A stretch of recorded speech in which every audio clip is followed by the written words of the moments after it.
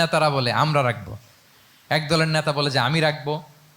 এটা অনেক very prestigious and dignified issue. এই প্রেস্টিজ আমরা কাউকে নিতে দিব না। আরেক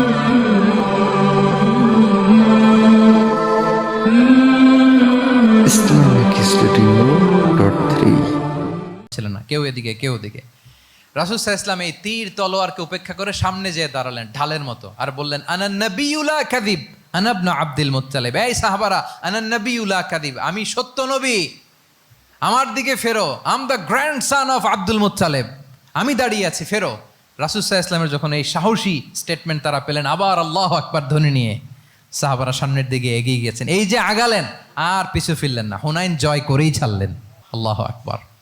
তাহলে ইতিহাসের পরতে পরতে, সিরাতের পরতে পরতে আমরা দেখবো যে রাসূল সাল্লাল্লাহু আলাইহি ওয়াসাল্লাম হি ওয়াজ এ হাইলি কারেজাস, অনেক সাহসী একজন ব্যক্তিত্ব ছিলেন, অত্যন্ত সাহসী পুরুষ ছিলেন। তাহলে নেতা হইতে হইলে তার কি লাগবে? সাহসিকতা লাগবে, তার তো লিড দিতে হবে ফ্রন্ট লাইন থেকে। এবং কাপুরুষতা, ভীরুতা, এটা থেকে রাসূল সাল্লাল্লাহু আলাইহি ওয়াসাল্লাম পানা চেয়েছেন। আল্লাহুম্মা ইন্নী আউযু বিকা মিনাল হাম্মি ওয়াল হাযান ওয়া আউযু বিকা মিনাল আজজি ওয়াল কাসাল ওয়া আউযু বিকা মিনাল জুবনি ওয়াল বুখল। জুবন মানে কি? ভীরুতা, কাপুরুষতা। হে আল্লাহ, আমি ভীরুতা থেকে, কাপুরুষতা থেকে পানাহা চাই। আমরা যেন কাপুরুষ না হই, আমরা যেন ভীরু না হই, আমরা যেন সত্যের বীর সেনানী হয়ে আবু সাঈদের মতো এরকম দুই হাত প্রসারিত করে দাঁড়াতে পারি, ঠিক কিনা?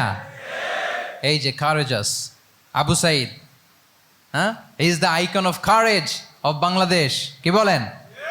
এই যে বুক টান টান করে যে হাত দুইটা প্রসারিত করে দাঁড়ালো, আল্লাহু আকবার। গোটা বিশ্ব এখন তাকে আইকনিক ফিগার হিসেবে মেনে নিস। কি বলেন? গোটা বিশ্ব তাকে চিনছে, তার জন্য দোয়া করছে। তাহলে courage, it's an essential leadership trade, এটা লাগবে প্রিয় ভাইয়েরা। আল্লাহ তাআলা এই কারেজ, এই সৎ সাহস দিয়ে আমাদেরকে ধন্য করুক। 7 নম্বরে হচ্ছে কনফ্লিক্ট রিজলভিং এবিলিটি, বিরোধ নিষ্পত্তি করার মতো যোগ্যতা থাকতে হবে নেতার। অর্থাৎ নেতা হইতে হবে এমন যে বিরোধকে নিষ্পত্তি করে দিতে পারে, মিটমাট করে দিতে পারে, ঝগড়া লাগলে মিটায়ে দিতে পারে। এটা গুরুত্বপূর্ণ কোয়ালিটি না নেতার জন্য? কি বলেন? রাসূল সাল্লাল্লাহু আলাইহি ওয়াসাল্লামের কিন্তু এটা ছিল, বিরোধ নিষ্পত্তি করা।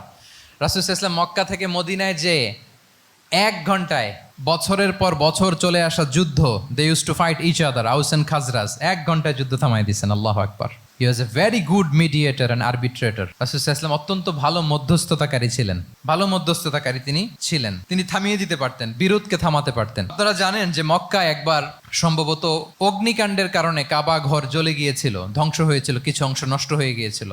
কাবাকে রিনোভেট করা হয়েছিল, ফলে কাবার একটা কর্নারে যে ব্ল্যাক স্টোন কর্নার, রুকনুল সরিয়ে রাখা হয়েছিল। এখন কাবা যখন পুনর্নির্মাণ শেষ, ওই হাজরে আসওয়াদ পাথরকে আবার তার জায়গায় রাখা হবে। কিন্তু কে রাখবে? সবাই রাখতে চায়, সব দলের নেতারা বলে আমরা রাখবো, এক দলের নেতা বলে যে আমি রাখবো। এটা অনেক very prestigious and dignified issue. এই প্রেস্টিজ আমরা কাউকে নিতে দিব না। আরেক দলের নেতা বলে না, আমাদের পাওয়ার বেশি, আমরা রাখবো। আরেক দলের নেতা বলে যে না, এটা আমাদেরই। আরেকজন বলে রক্তের গঙ্গা বইয়ে দিব মক্কায়, কিন্তু এই সম্মান হাতছাড়া হতে দেব না। এখন জাতীয় 4 নেতা গেছে 4 দিকে, সমাধান তো নাই। পাথর কয়টা? পাথর তো মাত্র একটা। ইন দ্য মিন টাইম রাসূল সাল্লাল্লাহু আলাইহি ওয়াসাল্লাম আসলেন। রাসূল সাল্লাল্লাহু আলাইহি ওয়াসাল্লামকে দেখেই সবাই হ্যাপি, সবাই বলে যা আমিনুন রদিনা বি, এই তো আলামিন আসছে, ওই ফয়সালা করবে। আল্লাহ রাসূল সাল্লাল্লাহু আলাইহি ওয়াসাল্লাম বললেন কি হয়েছে? এই ঘটনা। জাতীয় 4 নেতা বলে এই পাথর নিয়ে তারা নিজেরা রাখবে, কাউকে দিবেন। রাসূল সাল্লাল্লাহু আলাইহি ওয়াসাল্লাম বললেন ঠিক আছে, একটা চাদর নিয়ে আসো। চাদর নিয়ে আসা হলো। এবার জাতীয় 4 নেতা চাদরের 4 কর্নার ধরে দাঁড়ালো। রাসূল সাল্লাল্লাহু আলাইহি ওয়াসাল্লাম নিজ হাতে হাজরে আসওয়াদ তুলে চাদরের মাঝখানে রাখলেন। এবার 4 নেতাকে বললেন আসো তোমরা আমার সাথে। তারা আগাতে লাগলো। কাবা ঘরের সামনে যখন আসলো, রাসূল সাল্লাল্লাহু আলাইহি ওয়াসাল্লাম নিজ হাতে, ওনার বরকতময় হাতে আবার হাজরে আসওয়াদ ধরে ঠিক জায়গা মতো রেখে দিলেন। এতক্ষণ কিন্তু 4 নেতা কি বলছে? কাউরে ধরতে দিব না, কাউকে। কিন্তু এখন চাদরের কোনা ধরেই happy. This is called conflict resolving ability. একজন নেতার এরকম কনফ্লিক্ট, সমাজে যখন এই ধরনের বিরোধ তৈরি হয়, ঝামেলা তৈরি হয়, মারামারির মতো পরিস্থিতি তৈরি হয়, সংঘাতের মতো একটা সিচুয়েশন হয়, নেতা এটাকে রিজলভ করার ক্যাপাসিটি, এবিলিটি তার থাকতে হবে। আল্লাহ রাসূল সাল্লাল্লাহু আলাইহি ওয়াসাল্লামকে আল্লাহ তাআলা এটা দিয়েছিলেন। আল্লাহু আকবার। শুধু বড় বড় জিনিস না, ছোট ছোট জিনিসও করতে হয়। লেটস সে নিজ দলের নেতাকর্মীদের মধ্যে মারামারি, নিজ দেশের ভেতরে মারামারি, দেশের সাথে প্রতিবেশী দেশের বিরোধ, রিজিওনাল সুপার পাওয়ার হলে আশেপাশের অনেকগুলো দেশের মধ্যে বিরোধ, আপনাকে নেতা হয়ে এগুলো মিটমাট করে দিতে হবে। সুপার পাওয়ার যদি হয়ে যান, গোটা বিশ্বের যেখানে ঝামেলা লাগে, দেখেন না বড় বড় মোড়লরা কি করে, ওই কাতারে বসে বসে ওই আফগানিস্তান, তারপর ওই ইসরায়েল, কাতার মিলাই দিচ্ছে, দেখেন না এগুলো নিউজে আপনারা। This is called conflict resolving ability. কনফ্লিক্টকে রিজলভ করতে জানতে হয়। রাসূল সাল্লাল্লাহু আলাইহি ওয়াসাল্লাম এরকম রাষ্ট্রীয় পর্যায়ে, বড় বড় সামাজিক পর্যায়ে, এমনকি ফ্যামিলি অ্যাফেয়ার্সের মধ্যে যত বিরোধ লাগতো রাসূল সাল্লাল্লাহু আলাইহি ওয়াসাল্লাম মিলাই দিতেন। আল্লাহু আকবার। ফ্যামিলি কাউন্সিলিং, এজন্য প্রত্যেক ইমাম খতিবদের এই কাউন্সিলিংয়ের উপর ট্রেনিং নেওয়া দরকার। আমাদের পরিবারগুলো ভেঙে যাচ্ছে, পরিবারগুলো কি হচ্ছে, ভেঙে যাচ্ছে। আমি পশ্চিমা দেশে আমাদের অনেক স্কলারদের দেখেছি যারা ইমাম এবং খতিব, তাদের আলাদা করে উইকলি 7 ঘন্টা 8 ঘন্টা 10 ঘন্টা এরকম রাখতে হয় ফ্যামিলি কাউন্সিলিংয়ের জন্য। যাদের মধ্যে বিরোধ, হাজব্যান্ড ওয়াইফের ঝামেলা চলতেছে, উনি কাউন্সিলিং করে। এটা খুব জরুরি। আল্লাহ রাসূল সাল্লাল্লাহু আলাইহি ওয়াসাল্লাম এটা করতেন, সাহাবাদের মধ্যে করতেন, ইভেন নিজের স্ত্রীদের মধ্যেও করতেন। সহিহ বুখারীতে এসেছে ওনার স্ত্রীদের মধ্যে 2টা গ্রুপ ছিল। পজিটিভলি নেন, 2টা গ্রুপ, আবার এটা ওই গ্রুপ মনে করেন না। অর্থাৎ মানবিক কারণে সামান্য যে জেলাসি থাকে এক স্ত্রীর সাথে আরেক স্ত্রীর, এটা তো খুব স্বাভাবিক। ওই ওনাদের মধ্যে একসাথে তো অ্যাট এ টাইমে খুব সম্ভবত 9 জন স্ত্রী বেঁচে ছিলেন। হাফসা রাদিয়াল্লাহু তাআলা আনহাকে কেন্দ্র করে একটা গ্রুপ, আয়েশা রাদিয়াল্লাহু তাআলা আনহাকে কেন্দ্র করে একটা গ্রুপ। তাদের মধ্যে অনেক কথাবার্তা, কিছু মানবিক কারণে যেগুলো হয়, এটা কিন্তু ছিল। রাসূল সাল্লাল্লাহু আলাইহি ওয়াসাল্লাম প্রায় ওনাদেরকে নিয়ে বসে এগুলো রিজলভ করে দিতেন। ওনার নিজের কন্যা ফাতেমা রাদিয়াল্লাহু তাআলা আনহার সাথে আলী রাদিয়াল্লাহু তাআলা আনহার যদি মনোমালিন্যের ঘটনা ঘটতো, এগুলো উনি রিজলভ করে দিতেন। এবং খুব কাছাকাছি ছিল কিন্তু ঘর। যারা মদিনায় মাআরিদুস সিরান নাবাবিয়া ওগুলোতে গিয়েছেন, দেখবেন যে রাসূল সাল্লাল্লাহু আলাইহি ওয়াসাল্লামের ঘরের পাশেই অন্যান্য স্ত্রীদের ঘরগুলো একটার পর একটা, পাশেই ফাতেমা রাদিয়াল্লাহু তাআলা আনহার ঘর। একবার তিনি দুপুরবেলা ফাতেমা রাদিয়াল্লাহু তাআলা আনহার ঘরে গেলেন, যে দেখেন যে ঘরে আলী রাদিয়াল্লাহু তাআলা আনহু নেই। তো জিজ্ঞেস করলেন যে আইনা ইবনু আম্মি, কোথায় আলী, কোথায়? তো বললেন যে কানা বাইনি ওয়া বাইনাহু শাই, আমাদের মধ্যে একটু ঝগড়াঝাটি হয়েছে আর কি, মনোমালিন্য হয়েছে। ফাগাদাবানি, উনি একটু রেগে গেছেন আমার উপর। ফাখারাজা ফালাম ইয়াকিল ইনদি, প্রত্যেকদিন খাওয়ার পরে তো এখানেই কাইলুলা করে, আজকাল ঘরে কাইলুলা করে নাই, কই যেন চলে গেছে। তো কোথায় গেল? রাসূল সাল্লাল্লাহু আলাইহি ওয়াসাল্লাম লোক পাঠালো, খুঁজে দেখো আলী কোথায়। আলী রাদিয়াল্লাহু তাআলা আনহু উনি মনের কষ্ট নিয়ে মসজিদে নববীর মধ্যে শুয়ে আছেন। তো রাসূল সাল্লাল্লাহু আলাইহি ওয়াসাল্লাম খুঁজতে খুঁজতে মসজিদে নববীর ভেতরে গেলেন, দেখলেন যে উনি যে শুয়ে আছে, ওনার গায়ের জামাটা এক পাশে পড়ে আছে আর বালুর মধ্যে ওনার শরীর পড়ে আছে। তো উনি ডাকলেন, কুম ইয়া আবা তুরাব, কুম ইয়া আবা তুরাব, হে বালির বাবা আলী, বালির বাবা আলী, ওঠো ওঠো। মজা করে বললেন যে ইয়া আবা তুরাব, যেহেতু বালি লেগে আছে গায়ে, বালির বাবা আলী ওঠো। ওখান থেকে ধরে এনে ফাতেমা রাদিয়াল্লাহু তাআলা আনহার কাছে নিয়ে দুইজনকে পাশে বসিয়ে এই যে আবার মিটমাট। এটা ছিল রাসূল সাল্লাল্লাহু আলাইহি ওয়াসাল্লামের ডেইলি বেসিসে একটা অ্যাক্টিভিটি। কনফ্লিক্ট তিনি রিজলভ করে দিতেন। সহিহ বুখারীতে একটা অধ্যায় আছে, কিতাবুস সুলহি ফিল বুখারীতে আছে কিতাবুস সুলহ, এটার নাম, অধ্যায়টার নাম হচ্ছে কিতাবুস সুলহ, মানে মীমাংসা করে দেওয়ার অধ্যায়। একটা পরিচ্ছেদ আছে, পরিচ্ছেদের নাম হচ্ছে বাবু কওলিল ইমামি লি আসহাবিহি ইযহাবু বিনা নুসলিহ বাইনাহুম। রাসূল সাল্লাল্লাহু আলাইহি ওয়াসাল্লাম প্রায় বলতেন যে আমাকে নিয়ে যাও, আমি মিলাই দিব। ঝগড়া ঝাঁটি মারামারির কথা শুনলে রাসূল সাল্লাল্লাহু আলাইহি ওয়াসাল্লামের বিখ্যাত ডায়লগ এটা। উনি বলতেন, আরে ঝগড়া, ইযহাবু বিনা, আমি আছি, আমার নিয়ে যাও, আমি মিলাই দিব। আমাকে নিয়ে যাও, আমি সংশোধন করে দিব। আল্লাহু আকবার। তাহলে কনফ্লিক্ট রিজলভিং এবিলিটি, এটা একজন নেতার থাকা চাই।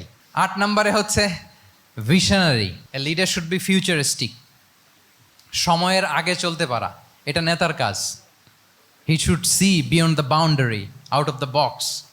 তাকে আউট অফ দ্য বক্স চিন্তা করতে হবে। কর্মীরা যদ্দূর দেখে এয়ারপোর্ট থেকে নেতা দেখা শুরু করবে, তখন সেই হয়ে উঠবে নেতা। এটাকে বলে ভিশনারি। এই ট্রেডটা একটা লিডারশিপ ট্রেড, খুব গুরুত্বপূর্ণ লিডারশিপ ট্রেড, মানে ফারসাইটেডনেস থাকা, দূরদর্শিতা থাকা, ফিউচারিস্টিক অ্যাটিটিউডের হওয়া, সময়ের আগে চলতে পারা, মানে আগ থেকে আন্দাজ করতে পারা। রাসূল সাল্লাল্লাহু আলাইহি ওয়াসাল্লামের মধ্যে এটা ছিল। কেমন ছিল? ওনার 2-1টা উক্তি আমি কয়েকটা হাদিস শেয়ার করি। তিনি বলতেন, ইন্নাল্লাহা যাওয়ালি আল আরদা ফারাআইতু মাশআরিকাহা ওয়া মাগারিবাহা ওয়া ইন্না মুলকা উম্মতি সায়াবলুগু মুলকুহা মা জুবিয়ালি মিনহা। আল্লাহ তাআলা এই পৃথিবীটাকে ফোল্ড করে ছোট রেপ্লিকা বানিয়ে আমার সামনে তুলে ধরেছেন। ফারাআইতু মাশারিকাহা ওয়া মাগারিবাহা, আমি পৃথিবীর প্রাচ্য পাশ্চাত্য সবটুকুন দেখেছি। আর আমি যদ্দূর দেখেছি ঠিক তদ্দূর জায়গায় আল্লাহ তাআলা লা ইলাহার বাণী পৌঁছে দিবে। পৃথিবীতে এমন কোনো জায়গা আছে যেখানে লা ইলাহার ধ্বনি উচ্চারিত হয় না? এমন কোনো জায়গা নেই। তার মানে ফিউচারিস্টিক। সে 1400 বছর আগের কথা, যে পৃথিবীর আনাচে কানাচে কোথাও বাকি থাকবে না, সব জায়গায় ইসলাম পৌঁছে যাবে। অন্য জায়গায় বললেন, লায়াবলাগান্না হাযাল আমরু মা বালাগাল লাইলু ওয়ান নাহার ওয়ালা ইয়াতরুকুল্লাহু বাইতা মাদার ওয়ালা ওয়াবার ইল্লা আদখালাহুল্লাহু হাযাদ দ্বীন। এই ইসলাম যেখানে দিন হয় রাত হয়, পৃথিবীর যেখানে দিন রাত্রি সংঘটিত হয়, সব জায়গায় পৌঁছবে। এমন কোনো কাঁচা ঘর, পাকা ঘর, কোনো জঙ্গল, কোনো পাহাড়, কোনো ভূখণ্ড এই পৃথিবীতে এমন কোনো জনপদ থাকবে না যেখানে ইসলামের বাণী পৌঁছবে না। সব জায়গায় পৌঁছে যাবে। আল্লাহু আকবার। তাহলে এটা হচ্ছে ফিউচারিস্টিক অ্যাটিটিউডের ব্যক্তিত্ব হওয়ার কারণে তিনি এমনটি বলেছেন। আগাম বুঝে ফেলতেন। আপনারা হুদাইবিয়ার সন্ধির কথা জানেন না? হুদাইবিয়ার ট্রিটির কথা শুনেছেন না? 1400 সাহাবা গিয়েছিলেন ওমরা করতে, ওরা ওমরা করতে দিবে না, সন্ধি করো। তো কি সন্ধি? বলে যে রসুলুল্লাহ লেখা যাবে না, মাহমদ রসুল্লাহ, নো রসুল্লাহ, রসুল্লাহ কাটো। সাহাবিরা বলে আমরা কাটতে পারবো না। রাসূল ইসলাম বললেন না না, কেটে ফেলো। কাটা হলো। এই বছর ওমরা করতে পারবো না, সাহাবারা বলে আমরা মানি না। রাসূল ইসলাম বললেন এটাও মেনে নাও। আগামী বছর আসবা ওমরা করতে, থাকতে পারবা মাত্র 3 দিন। কয়দিন? সাহাবিরা বলে অসম্ভব, এটা আমাদের ভূখণ্ড, আমরা যতদিন মনে চায় থাকবো। রাসূল ইসলাম বললেন না না, বাদ সেতো না, মেনে নাও। মক্কা থেকে কোনো লোক মদিনায় গেলে আমাদেরকে মক্কায় ফেরত দিতে হবে, কিন্তু মদিনা থেকে কেউ মক্কায় আসলে আমরা ফেরত দেব না। দেখছেন ক্লজগুলো? দেখছেন একটার পর একটা সবগুলো কাফিরদের পক্ষে যায়।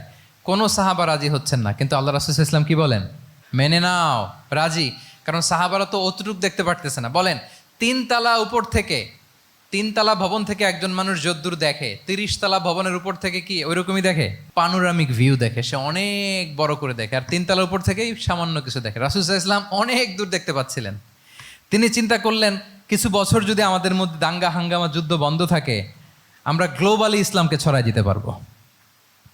শান্তভাবে মদিনাতে একটা স্ট্রং ইসলামিক কমিউনিটি আমরা তৈরি করতে পারবো। আল্লাহু আকবার।